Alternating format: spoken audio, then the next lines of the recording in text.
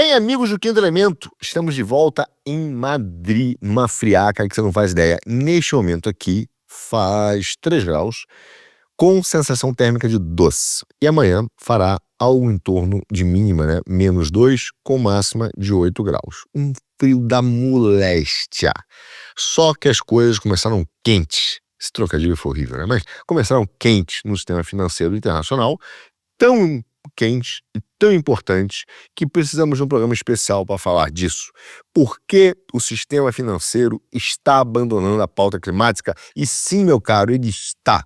O Bank of America e o Citigroup anunciaram recentemente que estão abandonando a tal aliança climática do mundo para os bancos. O que é isso? Por que esses caras estão fazendo isso? Só que o bônus deles, meu caro, já está um pouquinho atrasado, porque no mesmo mês, tanto a Goldman Sachs quanto o Wells Fargo Bank anunciaram a sua saída desse Comitê Global Climático feito para o sistema financeiro. Agora, o que será que aconteceu, ou o que será que tem por trás dos maiores credores do mundo abandonarem esse comitê, essa aliança climática global para os bancos e, por conseguinte, a pauta climática? Qual o motivo desse abandono?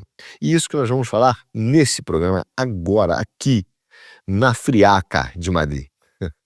Olha, nós temos 3 motivos que nós vamos abordar para a gente entender o motivo e o que está acontecendo no setor financeiro. O primeiro, nós vamos falar de uma iniciativa jurídica. O segundo, de uma nova ordem global pós-liberalismo, que está surgindo tanto no campo político quanto no campo econômico. E terceiro, e não menos importante, uma motivação estritamente econômica, que é a crise do crédito que está iminente para acontecer e é de um tamanho de uma bomba, um tsunami daqueles que acham que não enfrentamos nem nos piores momentos da crise de 2008, nem em 1929. O fato é que nós temos esses 3 motivos trabalhando concomitantes: uma iniciativa jurídica, uma nova ordem global econômica e política pós-liberalismo e uma motivação estritamente econômica, que é a ordem da crise do crédito, que está levando o sistema, os bancos, a abandonarem a pauta climática. Mas vamos primeiro entender o tamanho da importância dessa aliança climática global para os planos globalistas e de quem queria, né, usar o crédito de carbono como moeda e do grande planejamento tecnocrata que estava sendo posto em prática e que ainda, né, obviamente, quer fazer valer a sua corrente de sistema de governo e corrente política para o mundo. Eles não abandonaram os seus planos, mas os bancos tiveram que recuar desse importante e fundamental órgão que foi criado para a implementação desse sistema.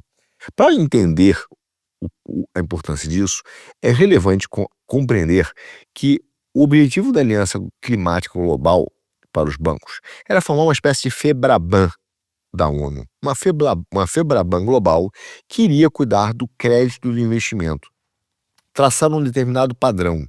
Mas que padrão seria esse? Que regras seriam essas? Na verdade, eles queriam limitar ao investimento e empréstimos para as indústrias que não eram consideradas verdes, ou seja, que para o padrão da ONU desse comitê contribuiriam para a emissão de gases de efeito estufa. Ou seja, quem não tivesse o selinho, aquele selinho de compra e venda, né? Ele mesmo. Quem não tivesse o selinho não poderia receber recursos de financiamento ou investimento para os seus projetos. E isso que os caras estavam fazendo, mas eles estavam fazendo isso aos poucos. Veja, toda essa mudança de paradigma para o sistema financeiro, ele sempre tem que ser feito de uma forma consistente, diária, de longo prazo, mas sem grandes saltos. Eles não podem enfrentar grandes rupturas. Tem que ser transformações de longo prazo. Era isso que esses caras estavam buscando. Mas na prática, se você for ver, né, o que significa essa aliança climática global, com essa limitação do investimento de investimento de empréstimo para indústrias que não são consideradas verdes, o que se tem são 2 fatores ali que são absolutamente preocupantes, que são colossalmente preocupantes, que trabalham separadamente e concomitantemente. Quais são? Primeiro, os seus efeitos, né? O primeiro efeito de uma restrição de investimento e empréstimo é o óbvio, é a quebradeira de inúmeras empresas do mundo, gerando desemprego.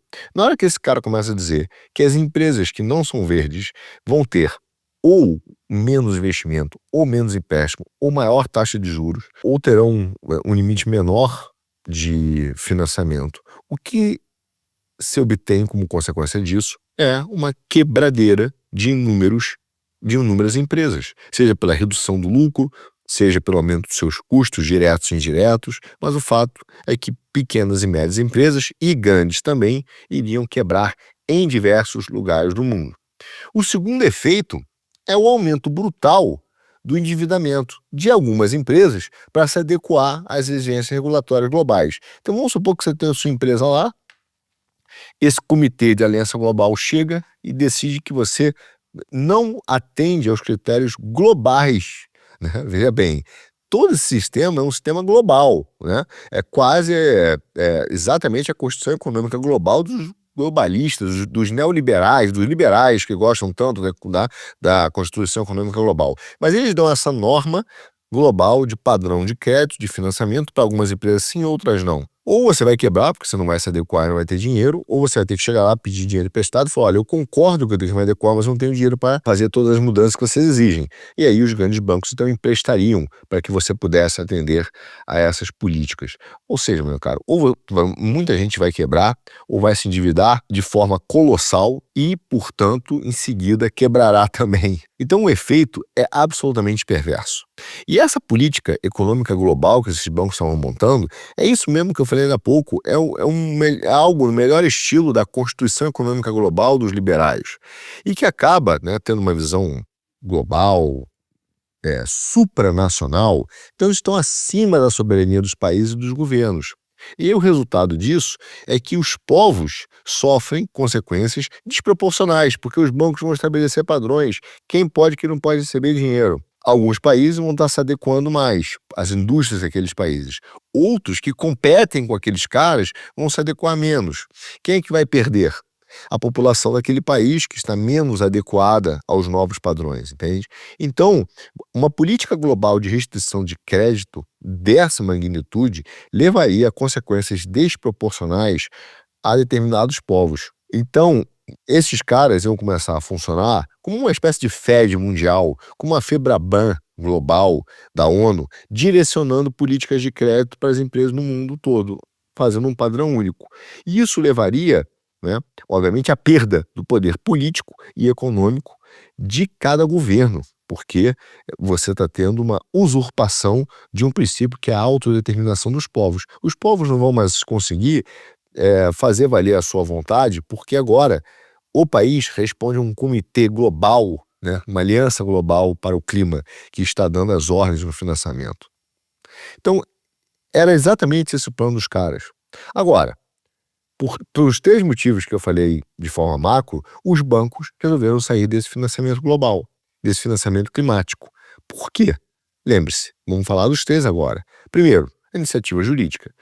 Nos Estados Unidos, os legisladores republicanos, isso mesmo, antes da eleição do Trump, antes dos caras passarem o carro no Congresso, antes deles mostrarem a sua força eleitoral, eles já vinham, antes dessa eleição, pressionando os grandes bancos para parar com essa história de não querer mais ou reduzir o financiamento da indústria de petróleo e gás.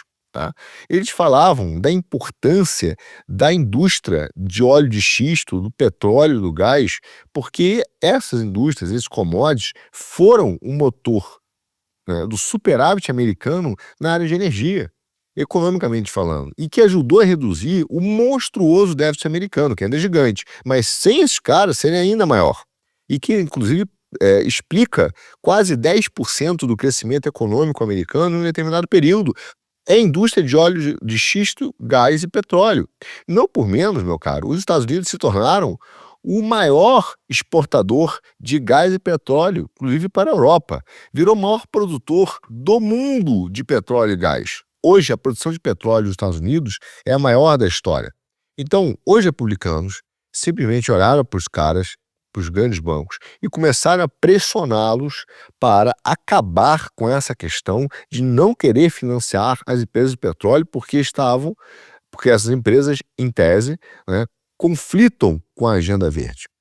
Junto com isso, em novembro último, os republicanos também entraram em diversos estados como um corpo unido, sem rego, sem fulano, beltrano, utilizaram a sua força de grupo, política, né, como um bloco, entraram com uma ação federal contra o BlackRock, a State Street e o Vanguard, acusando esses três, que são os maiores fundos dos Estados Unidos, de usar o seu poder econômico, que não é deles. Lembre-se que esses caras captam dinheiro da poupança dos americanos, né, de estrangeiros também, mas captam recursos de terceiros.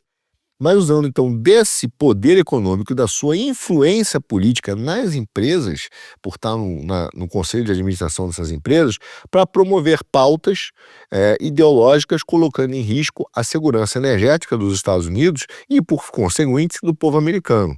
Ou seja, os caras chegaram e falaram assim: ó, bichão, você não vai fazer isso.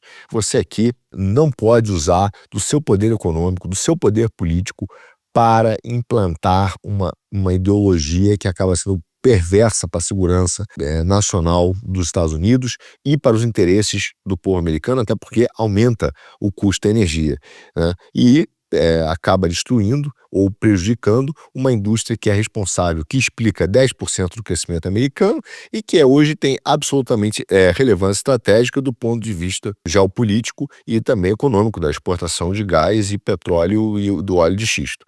Olha, então, esses caras, obviamente, o setor financeiro sentiu muito a pressão jurídica e legislativa dos republicanos, isso mesmo antes da eleição do Trump, até porque o Congresso não tomou posse ainda, né? Então, o Trump também não tomou posse. Mas, enfim, essa iniciativa jurídica e de cunho legislativo foi absolutamente relevante para assustar os bancos, entender que poderia vir do judiciário, das Supremas Cortes, do antitrust americano, uma ação avassaladora em termos de custo que poderiam jogar os bancos num prejuízo absoluto. Isso evidencia também a importância de você caçar em grupo, como costumo dizer. A nossa direita no Brasil devia aprender a também andar em bloco, né? Mas isso é uma outra questão, a caçar em grupo, né? Isso é importante, inclusive para utilizar da sua força política de forma concreta contra determinadas agendas. Enfim, o fato é que o evento jurídico, a ação jurídica, foi um desses três pilares que levaram os bancos a recuar dessa aliança global. Mas não foi ele sozinho.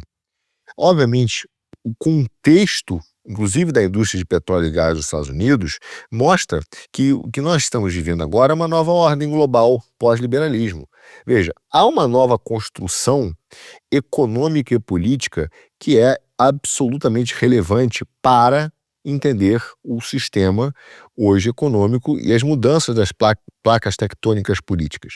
Há muito tempo a gente já sabe que o modelo econômico forjado na Primeira Guerra Mundial e na Segunda Guerra Mundial, de uma perspectiva econômica em que a economia internacional é organizada, né, entre nações, sistema de produção nacional e o desbalanceamento de conta corrente, não existe mais desde o avanço da globalização neoliberal. Essa ideia de que nós temos uma economia internacional que foi organizada entre nações que competem através de sistemas de produção nacional que geram déficit de conta corrente. Veja bem, isso não existe mais. O que o Trump está enfrentando e a direita europeia está enfrentando é exatamente um sistema liberal que alterou este comércio global, que não se forma mais nas relações entre economias nacionais, mas que se fundamenta exatamente por corporações mundiais coordenando as cadeias de valor global, assim como um fluxo e um negócio global do dinheiro. Então, veja, não existe mais indústrias que se submetem a políticas do sistema de produção ou de Estados-nações, porque essas corporações multinacionais, elas agora coordenam o comércio internacional a partir da globalização, que era exatamente o domínio das cadeias de valor global e também do fluxo via sistema de pagamento e por aí vai, do negócio global do dinheiro, até mesmo utilizando a indústria de compliance para regular a mobilidade do capital de forma acima da soberania nacional. Esse modelo, que a gente chama de democracia liberal, é esse modelo que caiu agora. Esse modelo que o próprio Fukuyama falou na eleição do Trump, falou, olha, esse modelo acabou, a gente vai ver um pós-liberalismo. Tanto a eleição do Trump representa isso claramente, porque a política que faz o Trump ganhar a eleição é o MAGA, que é o Make America Great Again, tá? Quanto também a volta da utilização dos sistemas de produção nacional por parte dos países da Eurásia, que não foi só a China, mas alguns países da Eurásia estão usando o sistema de produção nacional, desenvolvendo a sua indústria de acordo também com com uma visão geopolítica e estratégica e não mais global. Ou seja, o que nós estamos vendo é o surgimento de uma nova ordem multipolar econômica e política. E aí os bancos olham para isso e começam a ver que existe um movimento de reindustrialização dos países. E os Estados Unidos, por um lado, utilizando uma guerra tarifária e comercial, e isso vai exigir que os bancos, então, não tenham mais a possibilidade de atuar globalmente, fazendo padrões globais de crédito, mas eles precisam atuar localmente, em conjunto com a estratégia dos estados, nação, para financiamento daquilo que é importante. Exemplo, a indústria de tecnologia nos Estados Unidos, né, que a gente vai falar daqui a pouco. Ou seja, o que nós vemos hoje, que os bancos perceberam, é que eles estão vendo os dois países, as duas maiores economias do mundo e maior potência, que são os Estados Unidos e China, atuando numa guerra, né, ainda fria econômica, mas em que, de um lado, os Estados Unidos estão lutando em um conflito comercial aberto, utilizando tarifas como arma e subsídios, e do outro lado está a China perseguindo uma estratégia de controle sobre as cadeias de fornecimento global e os locais de produção. Os dois falando de reindustrialização. E um dos ativos mais relevantes que eles fazem é uma competição por inteligência artificial, tecnologia, indústria de armas, drones, enfim, uma série de ações, mas que se resumem em uma necessidade de uma estrutura de crédito para financiar, seja via mercado de capitais, seja via investimento, private equity, ou subsídios, por exemplo, a indústria de chips, né, satélites. Então, esse cenário de reindustrialização, os bancos falam, cara, eu não vou conseguir dar um padrão global e que eu vou dizer que eu não posso dar dinheiro para uma empresa de satélite que é do interesse do Estado americano, de segurança nacional, porque o cara não segue a pauta ambiental. Vão ser atropelados. Os bancos perceberam isso, tá?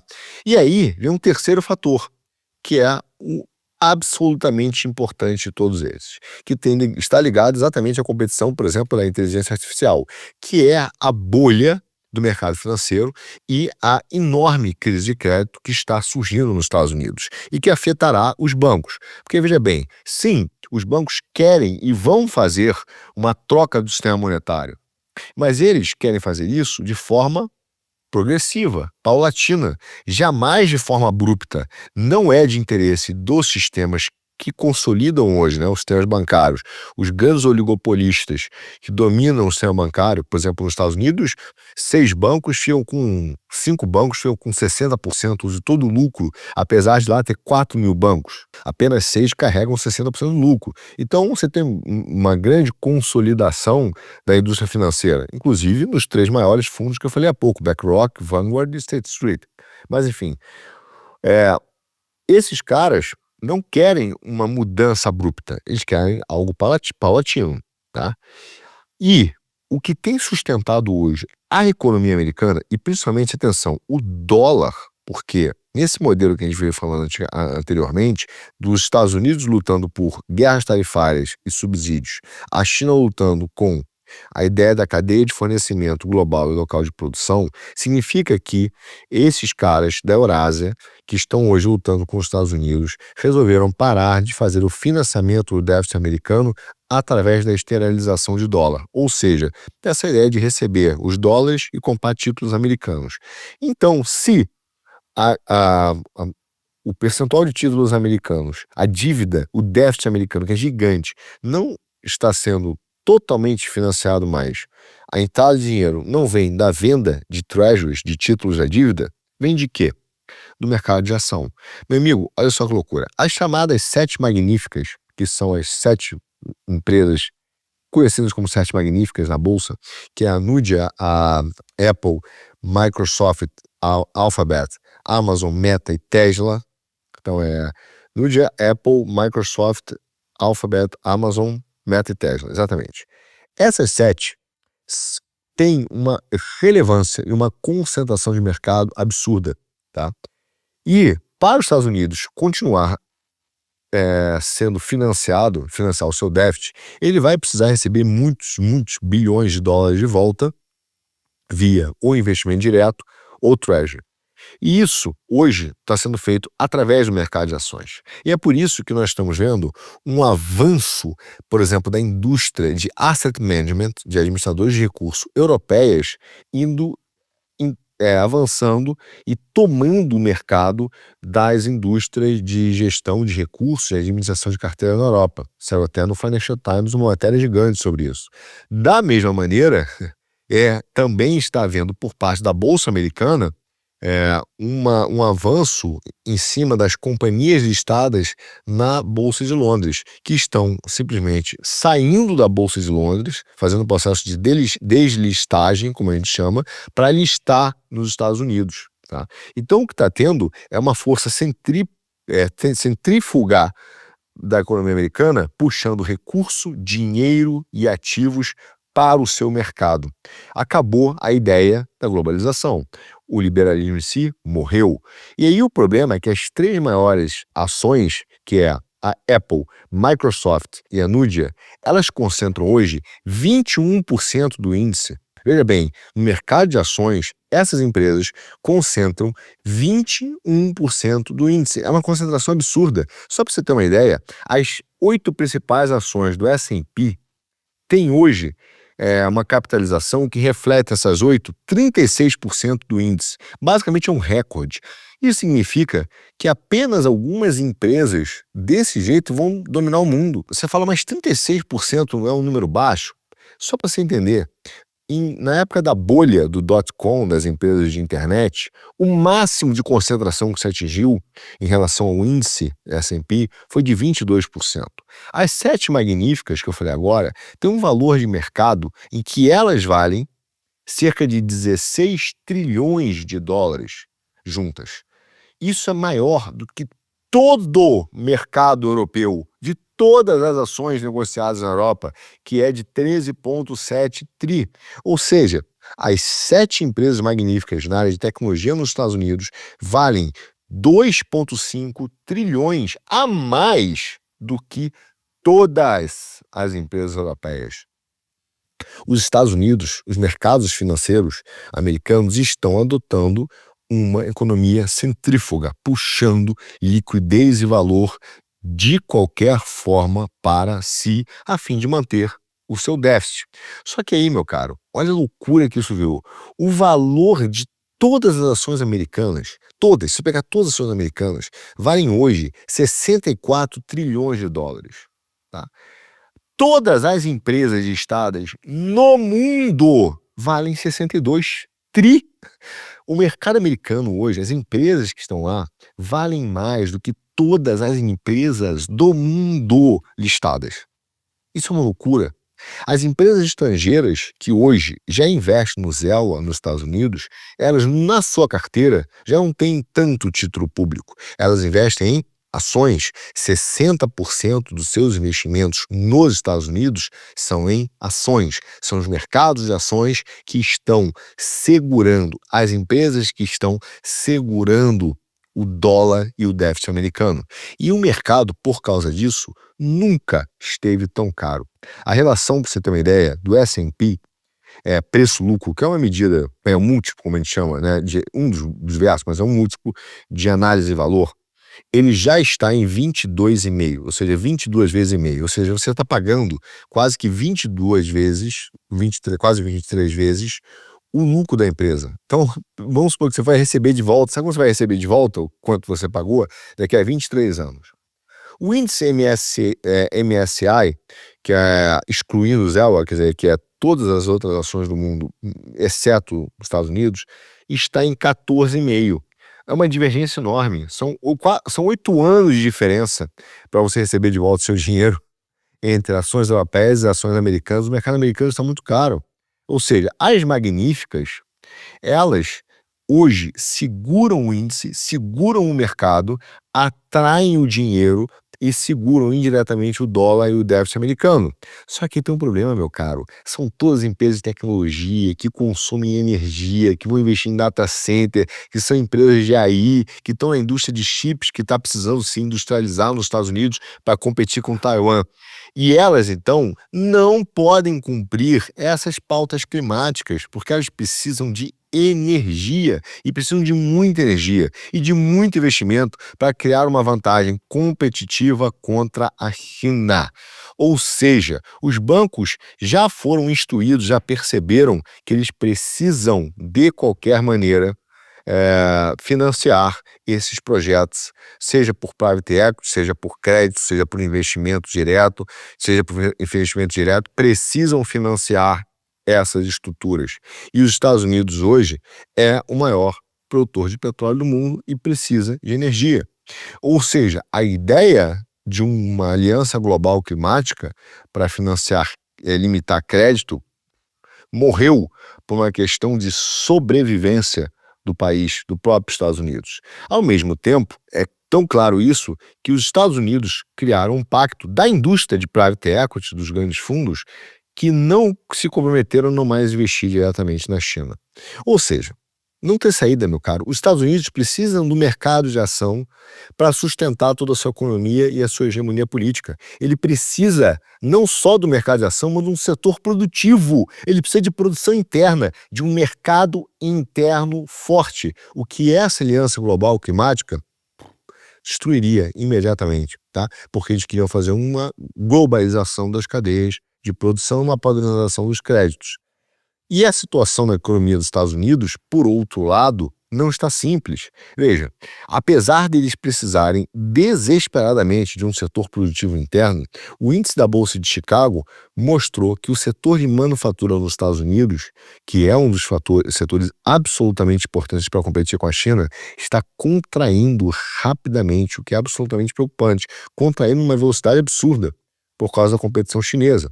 O valor total, ainda por cima, dessas dívidas governamentais no mundo, os governos, devem hoje algo em torno de 102 trilhões de dólares, tá? Só que 35% dessas dívidas é dos Estados Unidos, que hoje os Estados Unidos devem o dobro do que a China deve. Então ele precisa de fontes de financiamento e ele só vai encontrar essas fontes de financiamento se ele absorver, puxar, sugar a liquidez e as indústrias dos mercados, seja do mercado europeu, seja do mercado brasileiro, meu caro. Eles vão puxar essa liquidez como uma economia centrífuga para atrair essas empresas, esse valor para dentro do mercado americano. Tá? Agora, a crise ainda por cima para fechar, que é a crise do crédito da pessoa física, que não são só as dívidas governamentais, essas então botam a paz de cal, meu caro, dos bancos se seguir essa crise, se seguissem essa aliança global. Se você entender o que está acontecendo hoje, é que por causa dos efeitos inflacionários da inflação do Biden, do Obama, todos esses gastos que vêm lá desde a época do Obama, do Medicare, e honestamente até mesmo na época do Reagan, que aumentou muito o custo do Estado, reduziu impostos, mas aumentou o custo do Estado, assim como o George W. Bush, me corrigiram outro dia e eu aprendi. O Bush. Então, esses caras também vieram com a tese, né, de não alimentar a besta, não alimente a besta. O que isso quer dizer? Eu vou cortar impostos, porque sem impostos, sem arrecadação, o Estado vai ser obrigado a cortar custos. Não é bem assim, não funciona bem assim, mas era uma boa tese, o que acabou, na verdade, só aumentando o déficit americano. Mas a realidade é que hoje os Estados Unidos é uma máquina de gastar dinheiro. E o que aconteceu é que o total da poupança dos Estados Unidos hoje, das pessoas físicas, está próximo de zero. Zero. Em 80, eles guardavam 10% dos salários. Hoje, eles guardam zero. O custo de vida hoje da classe média americana está sendo financiada no cartão de crédito. E a inadimplência, o calote, bombou. Nos últimos 9 meses, houve um aumento de 50% na inadimplência, atingindo 46 bilhões de dólares. É o maior número desde 2020, depois de todo aquele... 2020, não, 2000. O maior número desde 2000, depois daquele ano da grande crise financeira, né? Então, assim, desculpe, 2000 e... foi na verdade 2008, né? 2000 exatamente, 2010. Então, realmente, é um número que é gigante. E o pior, quem está sofrendo são exatamente os mais pobres, meu caro. Os mais pobres são os que mais estão calotando o cartão de crédito. Só que a dívida da família americana hoje não é pequena. As famílias americanas, olha esse número que é brutal, devem, inclusive imobiliária, mas devem em geral, 18 trilhões de dólares. Não são são 18 trilhões de dólares, sendo 400 bilhões no cartão de crédito. Ou seja, há uma bomba relógio monetária e de crédito que vai estourar. Os bancos sabem disso. Parte desse grande reset das dívidas, eles vão fazer e querem fazer, mas de uma forma paulatina e programada. Eles não podem que isso estoure de uma vez. Agora você imagina, se os Estados Unidos tiver um problema de financiamento do déficit, as empresas de tecnologia não conseguem financiamento, há uma substituição do petróleo por energia solar, e os caras tendo que competir com uma China do ponto de vista estratégico na área de tecnologia da informação, reindustrialização, chips, portos, logística. Seria uma catástrofe. Os bancos entenderam esse movimento e foram obrigados, inclusive, para não quebrarem numa velocidade absurda, que seria uma quebradeira em massa, inclusive dos grandes bancos, e principalmente dos grandes bancos, pela concentração hoje, eles precisam agora abandonar a pauta climática para voltar a financiar a geopolítica americana. E a situação nos Estados Unidos é difícil. Só para você ter uma ideia, o número de moradores de rua nos Estados Unidos aumentou ano passado em 18% e atingiu 771.480 pessoas. É boçal. As coisas estão piorando muito rápido por lá. E os Estados Unidos já entenderam que eles precisam urgentemente e desesperadamente criar um sistema produtivo que promova produção interna, sem depender da manufatura chinesa em larga escala, que é todo o modelo que os neoliberais criaram lá atrás. Eles precisam disso para poder enfrentar a China numa guerra comercial e geopolítica. E é por trás desse problema que surgiu aquela treta, não sei se você acompanhou, do Elon Musk com os magas, porque o Elon Musk falou, cara, temos que trazer mão de obra capacitada para cá. Vamos dar visto para os caras, porque precisamos do imigrante capacitado. E os magas estão dizendo, não, a gente não quer imigrante. Mas o Elon Musk não está errado nisso, junto com o Trump. E o Trump ficou do lado do Elon Musk. Ele falou, cara, nós precisamos urgentemente para amanhã, não dá tempo de formar gente. Precisamos criar um sistema produtivo interno, um mercado interno de produção interna, porque senão nós vamos quebrar. E eles precisam, antes que o mercado dessa bolha financeira estoure, tá? Então, a pauta ambiental feita junto com a política de crédito, como estava sendo feito apenas no Ocidente, ela destruiria o que resta da produção interna. Ia criar uma onda de inadimplência e destruição completa do dólar e dos mercados, uma recessão infinitamente pior que 29, infinitamente pior a quebradeira do que em 2008, e seria uma sequência de bombas atômicas, tá? Financeiras que iam destruir o sistema bancário, tá? E um efeito semelhante a uma guerra mundial, mano. Isso é uma coisa catastrófica. E os bancos já entenderam que eles precisam da produção à moda antiga, o mantra do Trump, drill, baby, drill, para poder salvar, nesse momento, os Estados Unidos e o sistema bancário de uma colossal crise de crédito, desemprego em massa, um desemprego abissal que não ia só fazer as pessoas empobrecerem, né, como eles querem isso, mas com um abraço da jiboia, ia ser uma bomba de destruição em massa. um crash explosivo, tá? Um grande reset que aí sim seria inadministrável, que é o que eles estão tentando fazer, é administrar o grande reset. A consequência disso é que uma quebra inadministrável leva a processos revolucionários inadministráveis, tá? Então a direita na Europa e o Trump estão certíssimo. Só produção e exploração podem salvar o Ocidente. E até os tecnocratas globalistas, o woke, estão percebendo isso e contra a sua vontade, né, para evitar uma explosão sem precedentes do sistema de crédito, nesse momento eles entendem que precisam abrir mão dessas pautas ambientais. Enquanto isso, né, nós no Brasil continuamos falando de ESG, o Banco Central, a CVM, e não deixa o país explorar o seu potencial energético e o petróleo. Por quê? Porque aqui o Brasil tem que ficar exatamente desse jeito, fornecedor de matéria-prima e não poder se desenvolver. Bom, porque os bancos estão saindo da pauta climática? Necessidade de sobrevivência, meu caro. Tão simples quanto isso. Eles não podem sair do jogo. Eles vão matando você aos poucos. Mas o crash não dá. Hoje, os bancos já entenderam que a única saída é produção, produção, produção e produção interna.